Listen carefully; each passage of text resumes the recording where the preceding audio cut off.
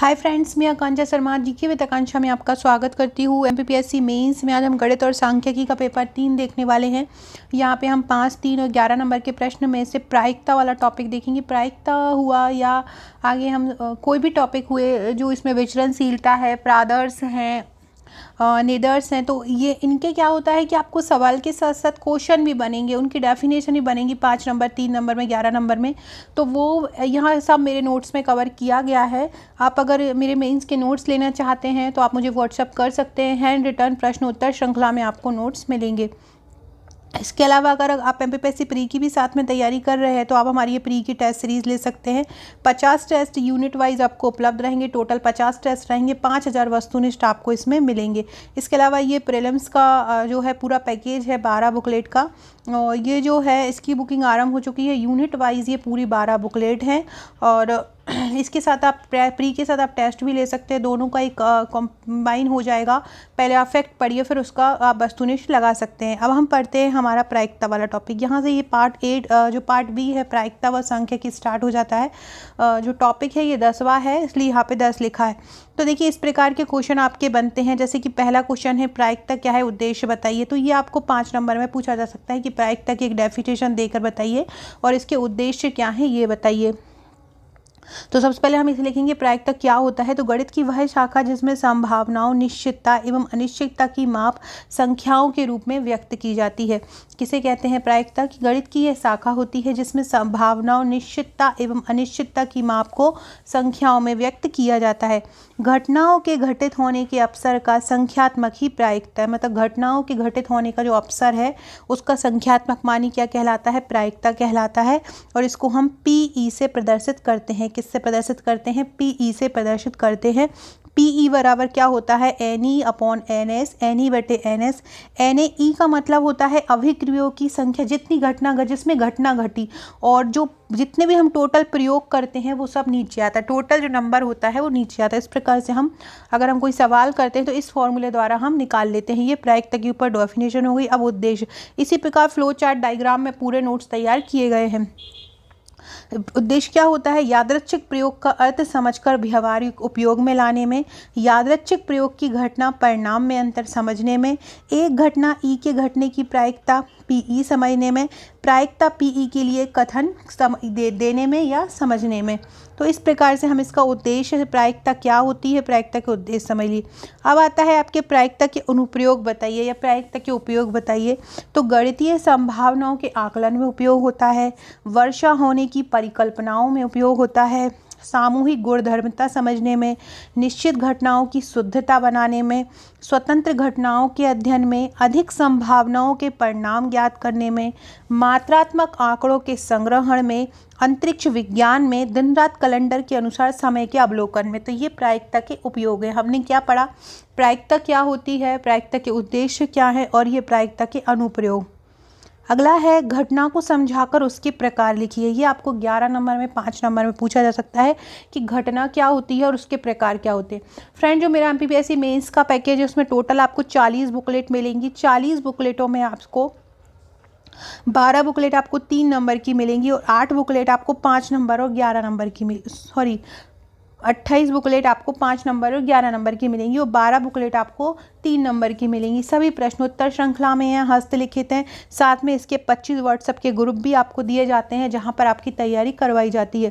तो अगर आप ये मेंस का पैकेज हैंड रिटन पूरा नोट्स है, जैसा कि आप वीडियो में देख रहे हैं, इसी प्रकार से तैयार किया गया। ऐसा ही मैथ का तैयार है, ऐसे ही सभी विषय के तैयार हैं। प्रश्नोत्तर श्रृंखला में पूरे उत्तर हैं। कैसे निष्कर्ष लिखना है, कैसे इंट्रो लिखना है, आप यहाँ से देख सकते हैं। घटना क्या होती है? किसी प्रतिदर्श समष्टि का कोई उपसमुच्चय एक घटना कहलाता है। क्या?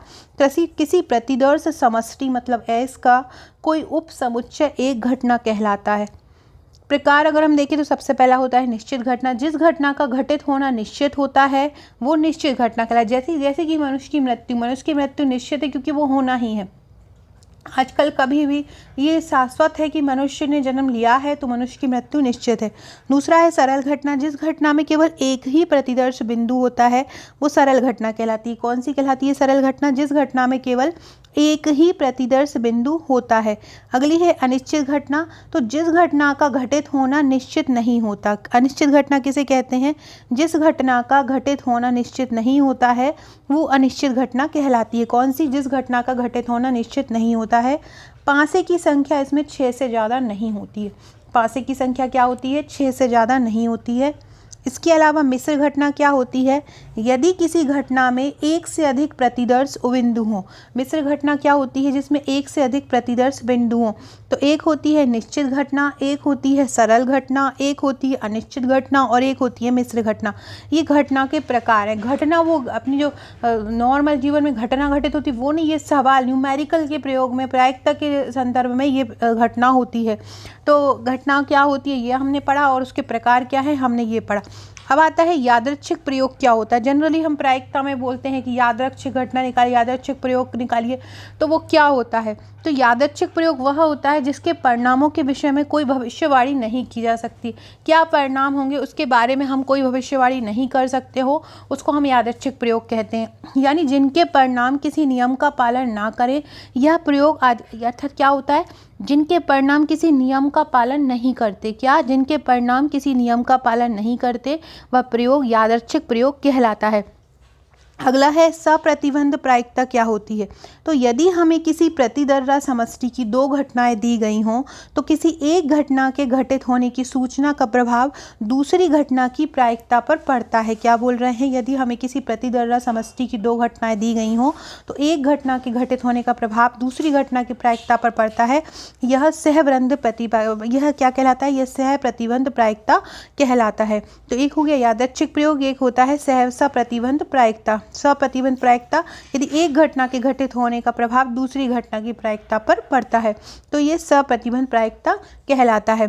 अगला है स्वतंत्र घटनाएं क्या हैं।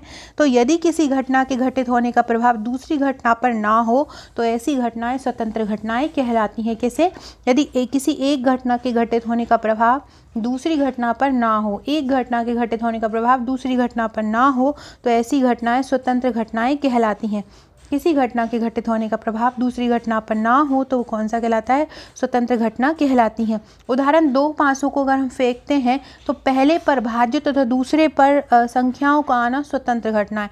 2 पासों को हम फेंकते हैं तो एक पर भाज्य आ रहा है, दूसरे पे संख्या आ रहा है, तो उसकी स्वतंत्र घटना है, तो इनको हम स्वतंत्र घटनाएं कहते हैं।